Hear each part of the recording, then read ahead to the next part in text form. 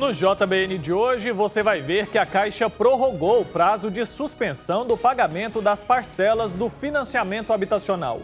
Antes, as prestações poderiam ser congeladas por 3 meses. Agora, esse período pode chegar a 120 dias. E o Brasil se tornou o terceiro país com o maior número de contaminados pelo coronavírus no mundo. Hoje, nós estamos atrás apenas dos Estados Unidos e da Rússia. E no nosso comentário de hoje, uma especialista vai falar sobre a mudança que a pandemia tem gerado no nosso cotidiano.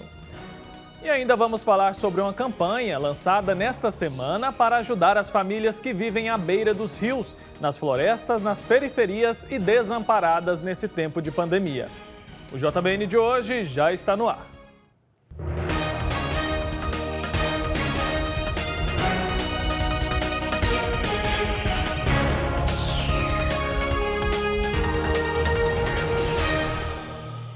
Olá, boa noite. Seja muito bem-vindo ao Jornal Boa Notícia desta terça-feira, 19 de maio.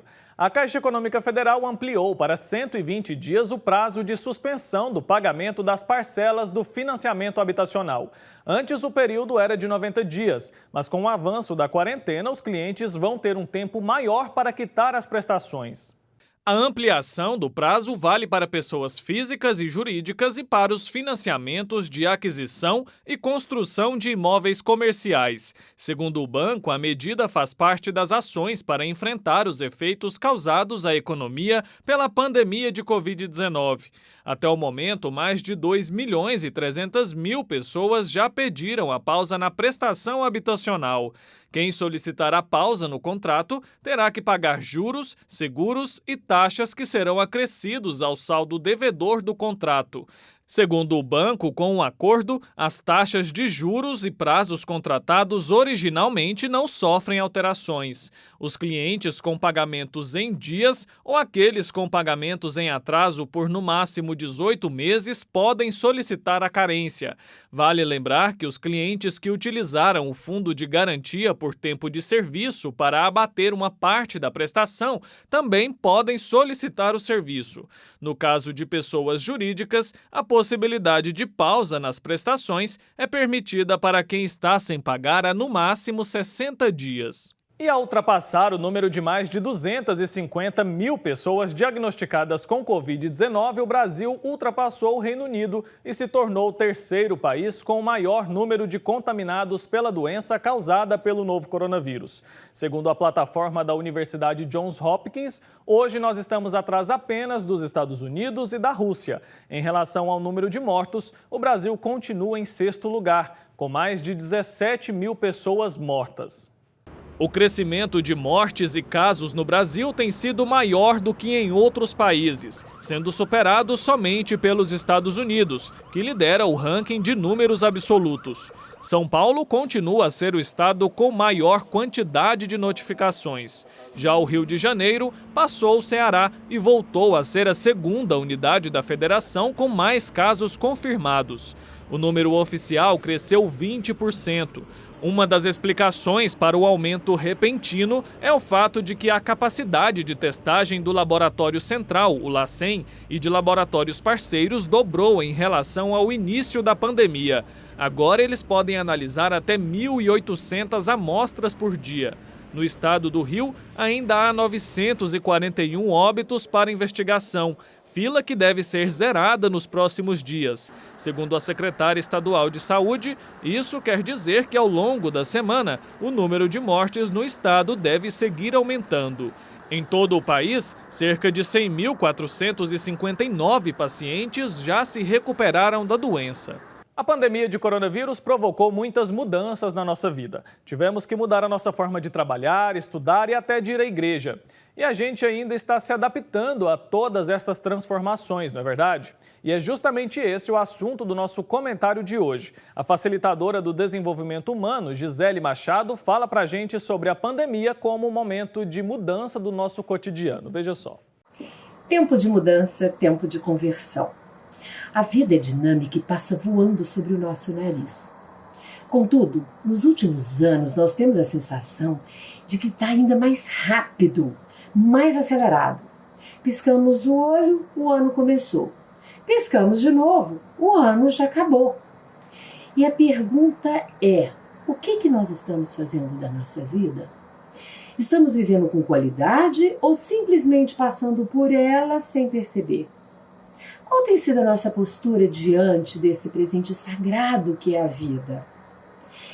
Estamos vivendo uma assustadora pandemia, algo inimaginável e assim que jamais gostaríamos de passar. Porém, ela bateu a nossa porta. E agora? Agora é tempo de revermos nossa vida e olharmos para dentro de nós e nos questionarmos e fazermos um balanço profundo de nossas atitudes. E a primeira pergunta é: tenho tido tempo de qualidade com os meus? Ou eu estou passando mais tempo, estou dando mais moral para o meu celular? Tenho cuidado da minha saúde, tanto física quanto espiritual? E isso, nesse quesito saúde, engloba exercício físico, meditação, oração, engloba tudo que traz para o nosso bem-estar físico e emocional. Tenho lido bons livros, porque eles são ótimos companheiros. Ou tenho ficado preso só nas redes sociais? E é hora de avaliarmos como estamos tratando a nós e aos nossos entes queridos, o círculo de pessoas à nossa volta. Essa pandemia horrível e assustadora? Sim, é sim. Só que agora não é hora de apontarmos os dedos para os culpados e muito menos polarizarmos politicamente essa situação. Agora é hora de olharmos para nós e para o outro, de pararmos da corrida frenética que vinha sendo as nossas vidas e repensarmos como devemos agir a partir de agora. Vamos olhar para nós e para o outro com compaixão, empatia, gratidão. Vamos rever nossos valores, nossos sentimentos. Eles estão sendo tão negligenciados. Vamos parar e contemplar o belo, sabe? Ter mais olho no olho, ter mais tempo para nós e para o outro.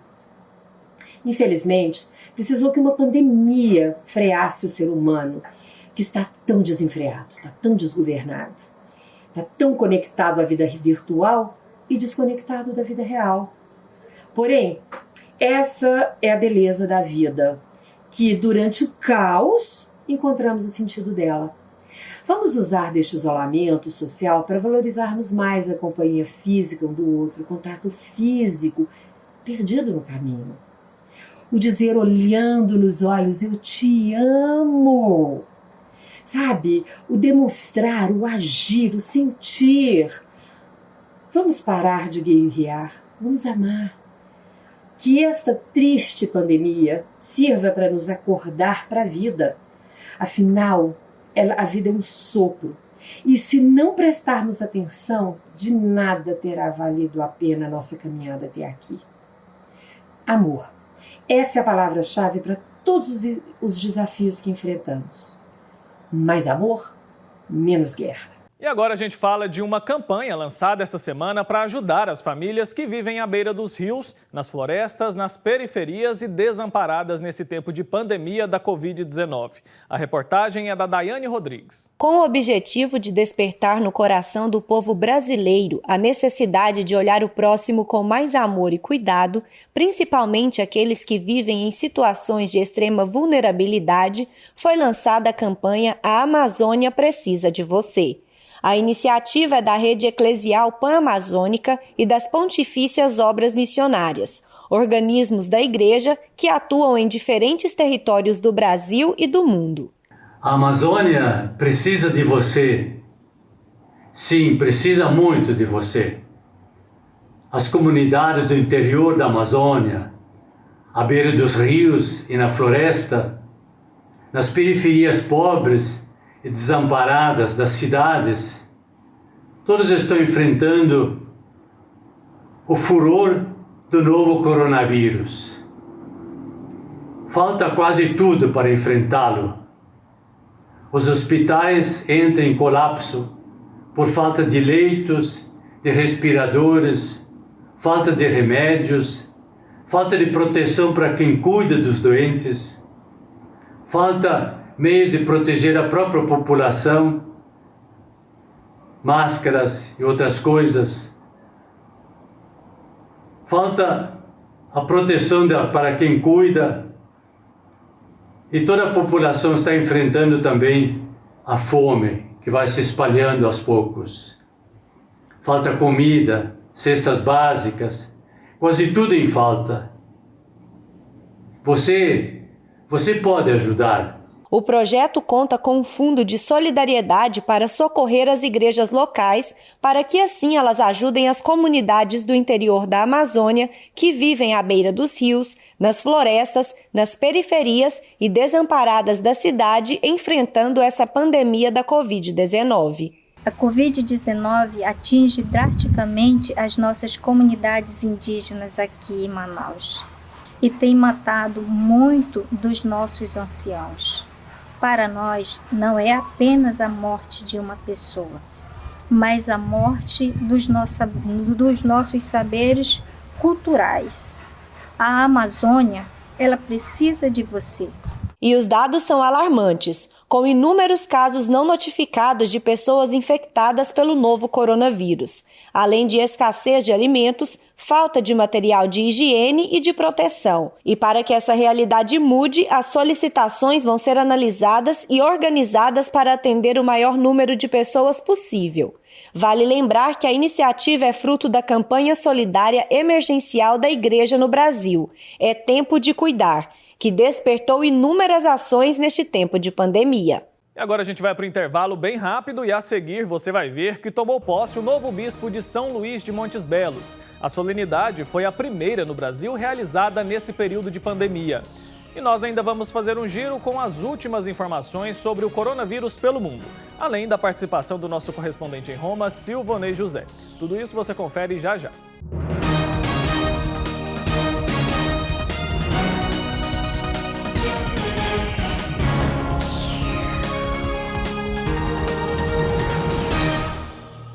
O amor do Pai Eterno está presente em todo lugar, e a missão da FIP é levar esta mensagem adiante.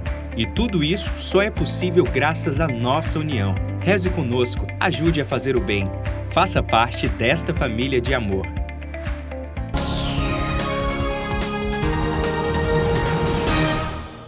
Estamos de volta com o JBN de hoje. Muito obrigado pela sua companhia.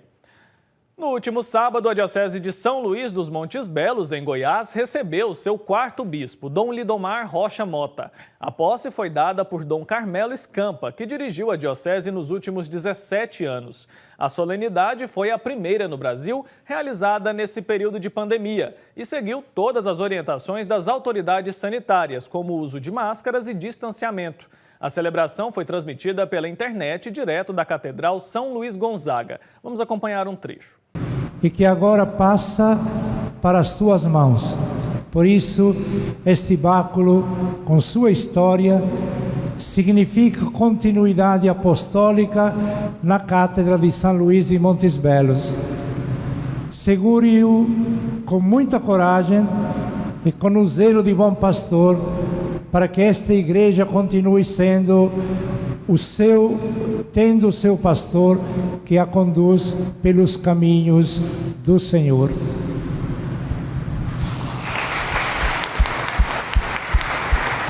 É isso aí, todos nós goianos acolhemos de coração aberto Dom Lidomar, que vem do estado de Minas Gerais. Nossos parabéns e que o Pai Eterno guie o Senhor nessa nova missão de guiar a Santa Igreja lá na Diocese de São Luís de Montes Belos. E agora a gente vai fazer um giro para deixar você por dentro das últimas notícias do coronavírus pelo mundo. Acompanhe comigo. O presidente dos Estados Unidos, Donald Trump, ameaçou por meio do Twitter cortar permanentemente o envio de verbas americanas para a Organização Mundial da Saúde, caso melhorias substanciais não sejam feitas nos próximos 30 dias. Os Estados Unidos são os maiores financiadores da OMS, com contribuições anuais entre 400 e 500 milhões de dólares. Porém, em abril, Washington suspendeu o financiamento para a OMS, acusando a entidade de ser muito favorável à China e encobrir e administrar mal a pandemia de Covid-19, a doença provocada pelo novo coronavírus.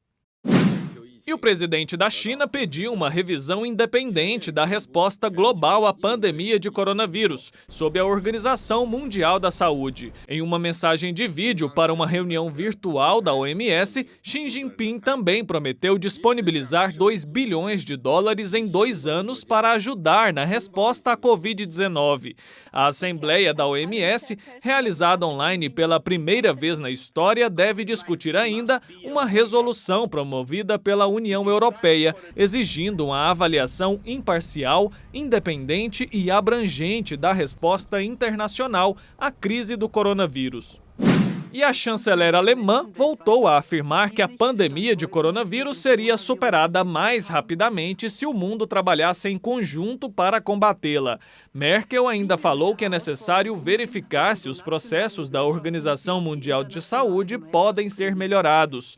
Ontem, Angela Merkel e o presidente francês Emmanuel Macron anunciaram um plano de 4 pontos que inclui um fundo de ajuda de 500 bilhões de euros para os países mais afetados pela crise, que ela afirmou ser sem precedentes na história da União Europeia. Mesmo depois das medidas de flexibilização reabrirem parte dos negócios na Itália, a cidade de Veneza, uma das mais famosas do país, permanece vazia. A Itália acelerou os esforços para se recuperar da crise de coronavírus após um bloqueio de 10 semanas. Os donos das lojas reabriram lentamente seus negócios e os moradores desfrutaram do prazer de saborear um cappuccino ao ar livre nas praças geralmente lotadas de turistas. Chegou a hora de conferir as principais notícias da Igreja e do Papa Francisco, direto de Roma. E quem vai trazer as informações para a gente a partir de agora é o nosso correspondente Silvanei José. Acompanhe. Alô, amigos da TV Pai Eterno em todo o Brasil. No 100º aniversário do nascimento de São João Paulo II, comemorado ontem, 18 de maio, o Papa Francisco presidiu a missa na capela da Basílica de São Pedro, onde se encontra o túmulo do Papa Wojtyła. Entre os concelebrantes, o vigário do Papa para a cidade do Vaticano e arcipreste da Basílica Vaticana, cardeal Ângelo Comastri. O esmoleiro apostólico, o cardeal polonês Konrad Krajewski, Dom Piero Marini, durante 18 anos mestre das celebrações litúrgicas no pontificado de João Paulo II, e o arcebispo polonês Jan Romeo Pawlowski, chefe da 3ª seção da Secretaria de Estado, que se ocupa dos diplomatas da Santa Sé. Ontem foi a última das missas da manhã celebradas ao vivo, streaming, por Francisco, desde o dia 9 de março passado, após a suspensão das celebrações com a participação de fiéis por causa da pandemia da Covid-19. Com a retomada aqui na Itália e em outros países das celebrações com fiéis, cessou, portanto, ontem a transmissão ao vivo da missa das 7 da manhã da Casa Santa Marta. O Papa faz votos de que o povo de Deus possa voltar à familiaridade comunitária com o Senhor nos sacramentos, sempre respeitando, como disse no Regina Coeli Dominical, as prescrições estabelecidas para a saúde de todos. A Basílica de São Pedro foi saneada para a abertura ontem, na última sexta-feira. O Papa, recitando a oração da coleta ontem, rezou dizendo: Deus, rico de misericórdia, que colocastes o santo João Paulo II à frente da vossa Igreja, fazei que, instruídos pelos seus ensinamentos, abramos confiadamente os nossos corações à graça salvadora de Cristo, o único Redentor do homem. Na homilia, Francisco recordou que o Senhor ama o seu povo e o povo de Israel quando o Senhor, por esse amor, enviava um profeta, um homem de Deus. E ele dizia: o Senhor visitou o seu povo porque o ama. E hoje, nós aqui, disse Francisco, podemos dizer: 100 anos atrás o Senhor visitou o seu povo, enviou um homem, o preparou para ser bispo e guiar a igreja. O Senhor ama o seu povo, o Senhor visitou o seu povo, enviou um pastor. E Francisco indicou 3 traços do bom pastor que se encontram em São João Paulo II: a oração, a proximidade ao povo e o amor pela justiça. São João Paulo II, disse Francisco, era um homem de Deus, porque rezava, e rezava muito, apesar do muito trabalho que tinha para guiar a igreja. Ele bem sabia que a primeira tarefa de um bispo é rezar. E ele o sabia e fazia. Modelo de bispo que reza, a primeira tarefa. E nos ensinou que à noite, quando um bispo faz o exame de consciência, deve perguntar-se quantas horas rezei hoje. Um homem de oração. Segundo traço, um homem de proximidade. Não era um homem separado do povo. Aliás, ia encontrar o povo e rodou o mundo inteiro encontrando o seu povo, buscando o seu povo, fazendo-se próximo. E a proximidade é um dos traços de Deus com o seu povo. Uma proximidade de Deus com o povo que depois se faz estreita em Jesus, se faz forte em Jesus. Um pastor é próximo do povo. Do contrário, não é pastor, é um hierarca, é um administrador, talvez bom, mas não é pastor. Proximidade ao povo. E São João Paulo II nos deu o exemplo dessa proximidade, disse Francisco. Próximo dos grandes e dos pequenos, dos de perto e dos de longe, sempre próximo. Se fazia próximo. Terceiro traço, o amor pela justiça. Mas a justiça plena, um homem que queria a justiça social, a justiça dos povos, a justiça que expulsa as guerras, mas a justiça plena. Por isso, São João Paulo II era o homem da misericórdia, porque justiça e misericórdia caminham juntas. Não se podem distinguir, estão juntas. Justiça é justiça, misericórdia é misericórdia, mas uma sem a outra não está bem. E falando do homem da justiça e da misericórdia, pensemos o muito que São João Paulo II fez para que as pessoas entendessem a misericórdia de Deus. Pensemos como ele levou adiante a devoção a Santa Faustina, cuja memória litúrgica agora é estendida à Igreja no mundo inteiro. Ele, disse Francisco, havia sentido que a justiça de Deus tinha essa face de misericórdia, essa atitude de misericórdia. E esse é um dom que nos deixou, a justiça misericórdia e a misericórdia justa. Ao término da missa, Francisco pediu a Deus que suscite em nós a chama da caridade que alimentou incessantemente a vida de São João Paulo II e o impeliu a gastar-se pela Igreja. Entre os cantos durante a missa, um dos mais conhecidos das Jornadas Mundiais da Juventude, Jesus Christ, You Are My Life, entoado durante a vigília da JMJ de Tor Vergata, aqui em Roma, no ano 2000, com João Paulo II que, de modo comovente, movimentava os braços erguidos, acompanhando os jovens que cantavam.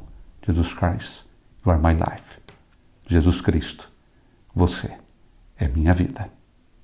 De Roma, para a TV Pai Eterno, Silvanei José. É isso aí, muito obrigado, Silvanei, pela participação. E esse foi o JBN de hoje. Muito obrigado pela sua audiência. A gente vai ficando por aqui. Lembrando que amanhã nós voltamos com as principais notícias da Igreja, do Brasil e do mundo. E é claro que eu conto com a sua companhia. Então, um abraço para você, se cuide e até lá.